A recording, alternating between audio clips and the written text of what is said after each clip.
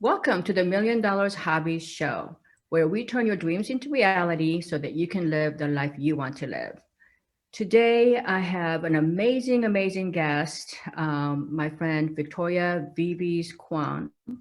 And just want to tell you, Victoria is an international best-selling author of In a Matter of Seconds. That's really interesting. And she's also the host of the Divine Sexuality podcast. Victoria has helped over 4,000 women around the world to access greater fulfillment in their lives and help others do the same through energy, healing, and spirituality. Victoria emphasizes divine sexuality as the most powerful philosophy she teaches because it is at the foundation of femininity and womanhood. Divine sexuality facilitates women's ability to positively relate to their bodies, to their partners, and to their sexuality.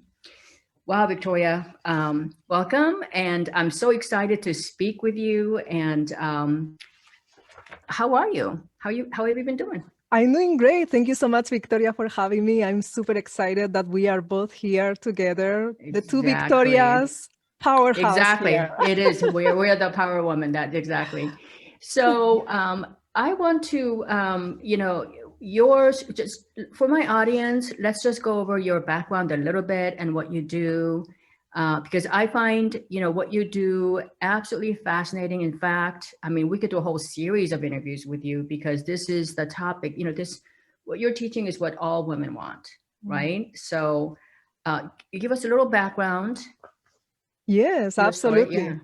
So, well, as every woman, me too. I also wanted Mm-hmm. that. I grew up in Spain. It was an ultra conservative regime. So there was a deep dictatorship.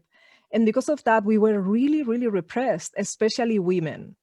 So that meant that for us women, it was almost like second class. We were like, how can I be a good wife? And sex was only for procreation. So in those conditions, in that environment, I had a strong desire for more freedom, more liberty. And what happened is that once the dictator died, things changed very much, almost like went in the opposite direction, but still there was this stigma that still was underlying everything else. So because of Mm-hmm. that, that really changed my perspective about things, especially because I was growing up with three mothers, so there was no man in my house. Three mothers? So what? Back up. How did you end up with three mothers? Yes, so it was my mom, and she has a twin, Mm-hmm. so my aunt, Oh, okay. and then my grandmother. So my mom was Okay. very young, so they were the three, like my three mothers. And then I was Mm-hmm. going to an only girl school. So Right. it was like there were no men, and the men I knew, it was like this image of, the priest or the dictator or just very strong male figures. So of course I Mm-hmm. didn't want to be a woman because it was like being a loser. I want to be like the men. It's like, Right. I Yeah. want to have Mm-hmm. the possibility to succeed. I don't want to stay in Mm-hmm. Yeah. this ghetto-like neighborhood where I was born. I want to go out in the world and do things. So I Yeah. thought I Yeah. had to let go of my femininity. And that's when everything started. Wow. So, I don't, first of all, I completely can relate to what you're saying because my family came from Korea to America. My poor dad had four girls, and it was at the time when, girls were literally being aborted just the minute that they think it, Wow. and they were the first to be given up for adoption. And, the idea for a woman, she was really born to be procreating mostly sons, and your whole aim in life is to be a good wife, a good house Mm. cleaner for your home, that kind of thing. So yeah, my parents, that's how I immigrated here, so I think we have that in common for sure. Wow. So yeah, so listen, what about so you are now teaching, you help women what heal, get more acquainted with their feelings, or what is it that you specifically help with? Yes. So for years in my own, sorry, in my own path and journey, I had to heal myself. I grew up as Mm-hmm. the only Black person I met until I was 13, 14. Mm-hmm. So I had a lot of trauma, a lot of things that I had to move through, besides this aspect of being a woman that I didn't make Mm-hmm. peace with. Yeah. So because of that, I delved into healing for years and Mm-hmm. years and years. And especially after a near-death experience I had, it's almost like a second chance to live. So after that, I started exploring healing, and finally I felt I healed myself. I got married, everything was beautiful. However, there were still things that I had not addressed. And this was about sexuality. So yes, everything was healed, but there is a big stigma around sexuality when it comes to spirituality, and it was almost like there was a gap there that I was unable to resolve. And that's when I started exploring divine Okay, sexuality. so we're gonna get back to that in a little bit, but you know what I heard you say when I first asked the question is how you grew up in the ghetto, you know, in this environment where women were, you know, less valued and all that, and being the only Black person in that neighborhood and all this. So, how did you get yourself emotionally? I mean, for me, like a lot of women I meet who are in that, you know, in the same situation, because I do a lot of volunteer work, they get in a rabbit hole, and the easiest thing to do is keep on digging the rabbit hole deeper. But you somehow climbed out of that emotionally. So what, you know, what was your point that you were able to cling on to, or how did you like find the courage to say, you know what, like I deserve better, or I can't take it anymore?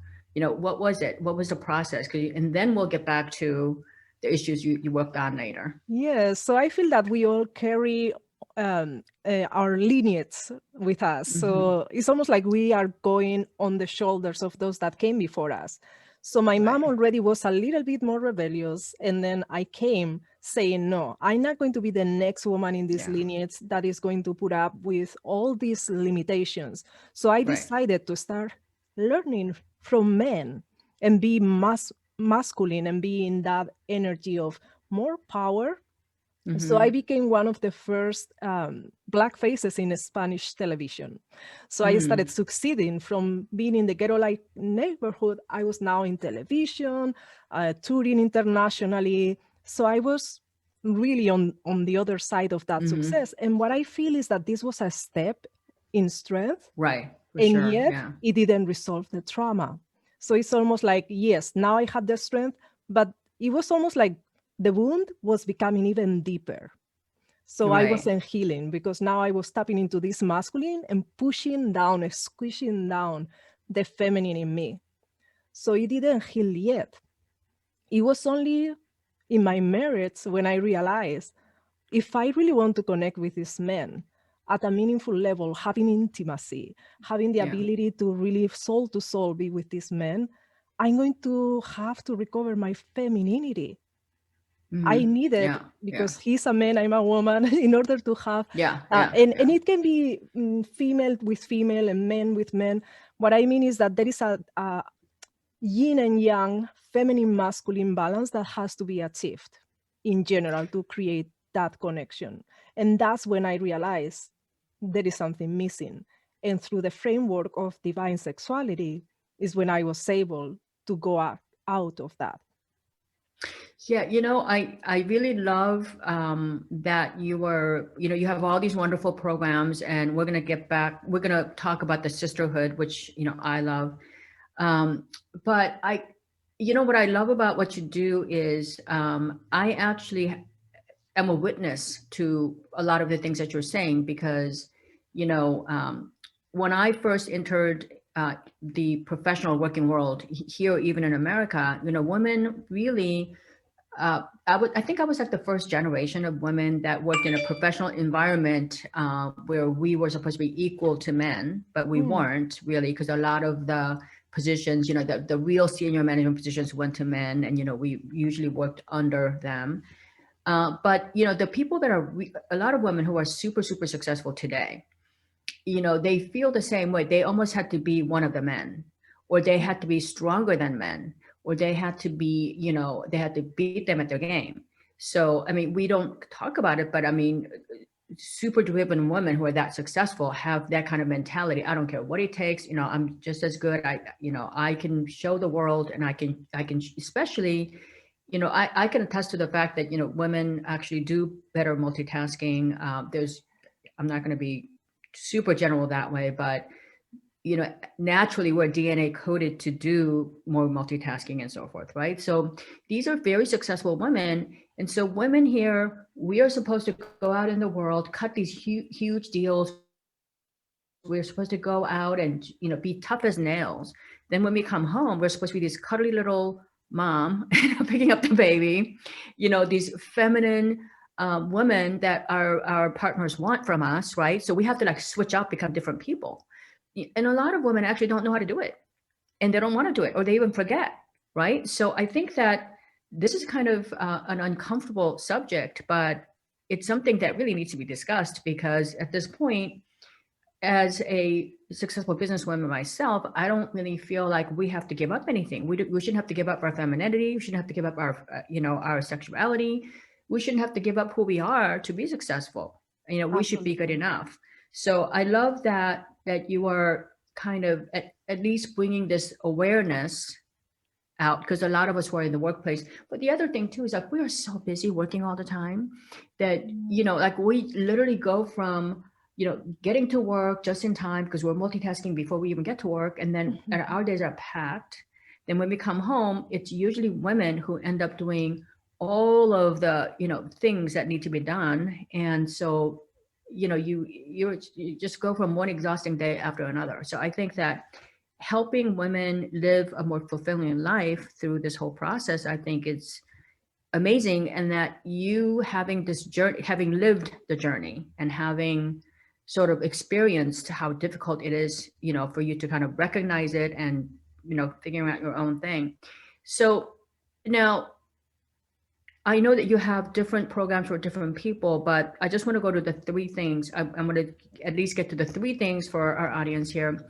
So the problems you solve, you help women who are overwhelmed, burnt out, depleted, like all the things we talked about, going to work, doing everything for everybody except Yeah. for herself. So, and how do you help those women?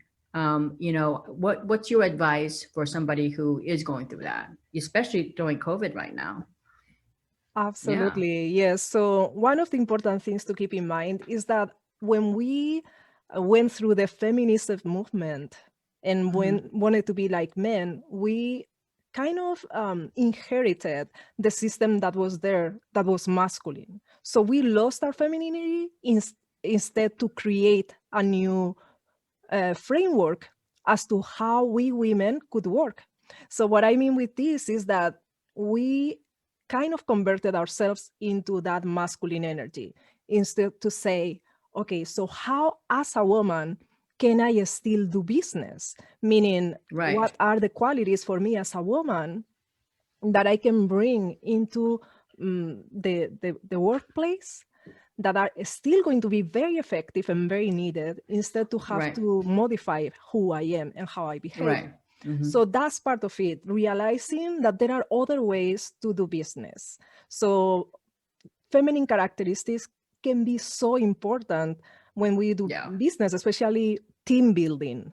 If we want to build a team, yes, we have to be organized and bring our structure and intellect and all of this, but also being able to connect with our group, being able to be also magnetic to our clients. There are many feminine characteristics that we are sometimes pushing away, whereas they could be a different paradigm as to how we do business. So starting embracing that, starting embracing also how we work every day, instead to be there Yeah. always focusing, wanting to achieve more every day, how we can start bringing pieces of what I call the ecstatic experience, even while we are working.